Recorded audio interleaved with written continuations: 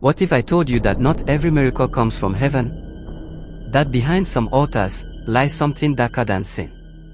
That some pastors don't pray to God anymore. This is not fiction. This is what they don't want you to know. This is the terrifying story of Pastor Elijah Nduka, the man who ate a human heart in the name of power. In Enugu, Nigeria, there lived a man who could raise the dead. He was called Pastor Elijah Nduka, founder of Light of Heaven International Church. His ministry grew from a roadside canopy to a 10,000-seat auditorium in 3 years. People called him the man with fire in his eyes. Every Sunday, crowds overflowed. Barrenness vanished. Paralyzed men walked. Students passed exams they didn't study for. He preached with tears in his eyes. He healed with just a whisper. And whenever he screamed, "Receive it," the ground would shake. But none of them knew his secret. None of them knew what he did at 2 a.m. every Friday. A 26-year-old cleaner named Samuel was assigned to mop the church after vigils. Quiet, respectful, God-fearing. But one night, Samuel stayed behind after everyone left. It was 2:03 a.m. He was cleaning the back hallway when he heard chanting. Not the kind from worship. It was low, strange, almost ancient. Then he heard a scream. One sharp, short burst of pain, and then silence. It came from the Holy of Holies, Pastor Elijah's private prayer chamber. No one was allowed near it. But curiosity can be dangerous. Samuel, sweating and shaking, placed his phone on record and slid it under the door, hidden in the shadows. He walked away slowly, and never returned. Samuel was declared missing after 3 days. No leads. No trace. The church called for a 3-day fast to rebuke marine spirits. But Samuel's best friend, David, a sound technician, found his phone hidden in the broom closet. When David pressed play, the footage showed Pastor Elijah, dressed in a blood-stained white robe. He stood before a stone table. On the table was a human heart. Still beating. Still dripping blood. Elijah's hands trembled as he lifted it. He looked to the ceiling and whispered, "By the blood, I ascend. By the flesh, I command. Let this life become mine." Then he opened his mouth and bit into the heart like it was bread. His eyes rolled back. The candle flames flickered violently. A low voice, not human, whispered, "One life taken, one gift received." That Sunday, the church rejoiced. A 7-year-old girl, Glory, who had died from kidney failure, was resurrected on the altar. People wept. Cameras flashed. The church erupted in worship. But something was wrong.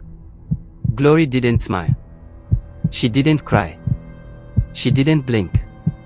She stared straight ahead, as if watching something no one else could see. Her mother hugged her and whispered, "This is not my child." David couldn't sleep. He showed the video to a reporter, Ngozi Onuha, a fearless journalist. Ngozi tried to report it to the police, but they laughed in her face. Pastor Elijah was powerful, connected, protected. So she leaked the video anonymously online. It disappeared in 12 minutes. David died that same night. His body was found by a river. His eyes were open. His tongue gone. Ngozi knew she was next. Before she went into hiding, she left behind a flash drive and a letter. The flash drive had one more video. In the video, 5 men in long white robes gathered inside the church at night. Each one placed a glass jar on a stone table. Inside each jar was a heart, labeled with names. One said, "Glory Johnson, Resurrection." Another, "Samuel Okofor, Destiny Harvest." Then Pastor Elijah walked in, carrying a black Bible with no title. He opened it and read in a deep, strange voice. A voice that made the walls of the church tremble. As he read, the hearts in the jars began to beat. And in that moment, the crack opened beneath the altar. Red light poured from it. And from the hole came a hand. Rotten. Pale. not human.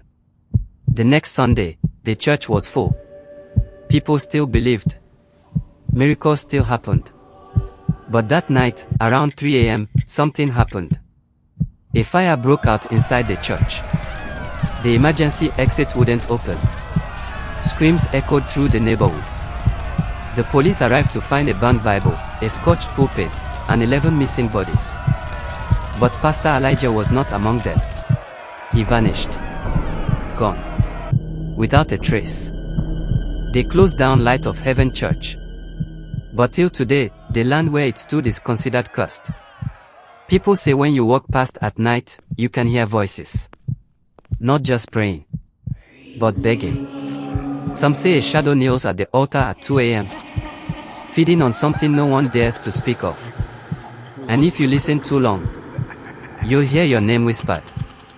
3 weeks later, the reporter Ngozi was declared missing. Her last email sent at 2:01 a.m. read, "I understand now. The blood speaks louder than prayers. May God forgive us all." So, the next time your pastor prays for you, look into his eyes and ask yourself, is this man really sent by God? Or is he feeding on something else? Comment God forbid if you believe real power can also be evil. Like, subscribe, share.